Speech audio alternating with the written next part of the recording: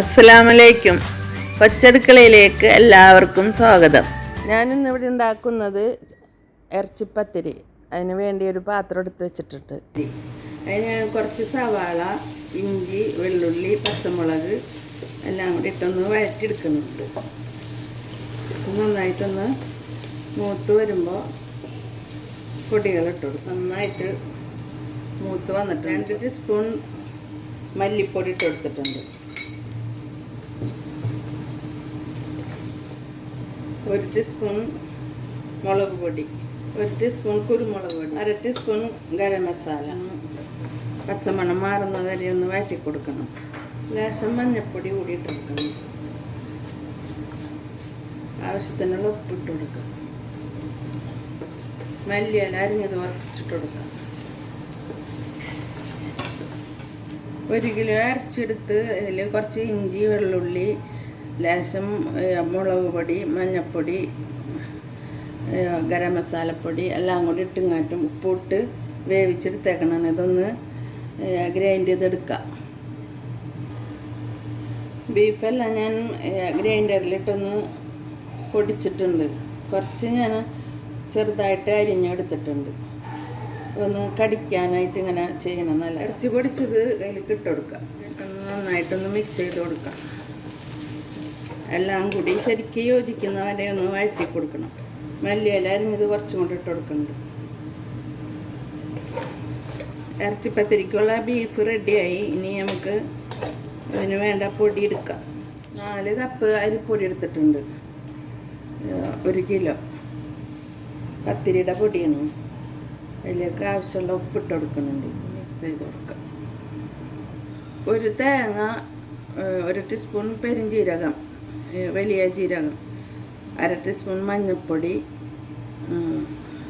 3-4 ചെറിയ ഉള്ളി ഇട്ട് മിക്സിയിലിട്ട് അടിച്ചെടുത്തതാണ്. അതിലേക്ക് കുറേശ്ശെ ആയിട്ട് ഒഴിച്ചു കൊടുക്കാം. ഒന്ന് കുഴച്ചെടുക്കണം.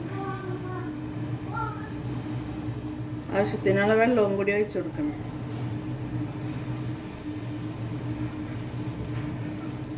പൊടിയെല്ലാം ഇപ്പം നന്നായിട്ട് മിക്സ് ആയിട്ടുണ്ട്. ഒരുപാട് ഇങ്ങനെ ഉണങ്ങിയ പോലെ ആവരുത്, ഇതേപോലെ ആയിരിക്കണം എടുക്കേണ്ടത്. ഇഡ്ഡലി പാത്രത്തിൻ്റെ തട്ടെടുത്തിട്ടുണ്ട്. അതിലിപ്പോൾ കുറച്ച് വെളിച്ചെണ്ണ ഒഴിച്ചു കൊടുക്കാം.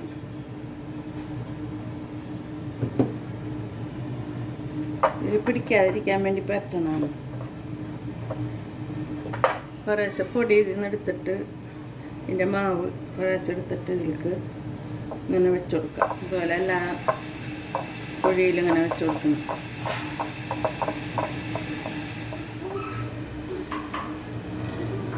ബീഫിൻ്റെ കൂട്ട് 1 ടീസ്പൂണിൽ ഇട്ട് കൊടുക്കാം. ഇനി ഇതിൻ്റെ പുറത്ത് ഇതേപോലെ ഒരു അപ്പം പോലെ ഇങ്ങനെ ഉണ്ടാക്കിയിട്ട് ഇങ്ങനെ മൂടി കൊടുക്കണം. അതുപോലെ എല്ലാം ചെയ്യണം. വെള്ളം തിളച്ചിട്ടുണ്ട്. ഇതിലേക്ക് പാത്രത്തിലേക്ക് വെച്ച് കൊടുക്കാം.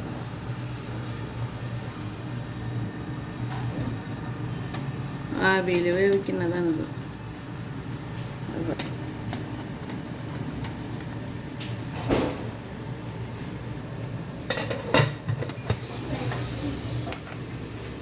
ഇറച്ചിപ്പത്തിരി ശരിക്കും വെന്ത് കിട്ടിയിട്ടുണ്ട്. ഇനി നമുക്ക് ഇതിൽ നിന്ന് എടുക്കാം.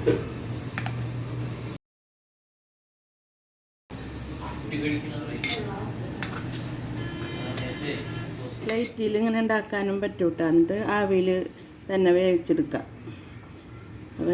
ഇത് ഒരു ചെറുത് ഇങ്ങനെ ഉണ്ടാക്കി കാണിച്ചു തരണം. നിരത്തി കൊടുക്കാം. പ്ലേറ്റിൽ കുറച്ച് എണ്ണ തടവി കൊടുക്കണം ആദ്യം. എന്നിട്ടാണത് വെച്ച് കൊടുക്കേണ്ടത്.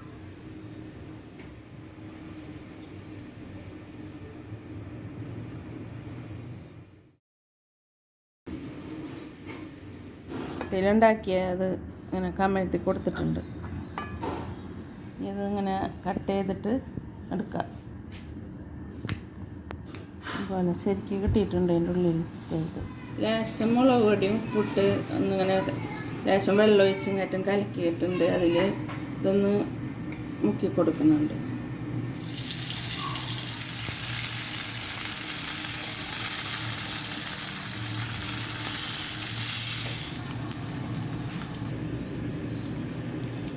കഴിക്കാൻ താല്പര്യമുള്ളവർക്ക് ഇങ്ങനെ ചെയ്തെടുക്കാം. ഞാൻ അധികം ആവിയിൽ വേവിച്ചിട്ട് അതേപോലെ തന്നെ കഴിക്കലാണ്. കുട്ടികൾക്കൊക്കെ അങ്ങനെ തന്നെയാണ് ചെയ്യാൻ കൊടുക്കാറ്.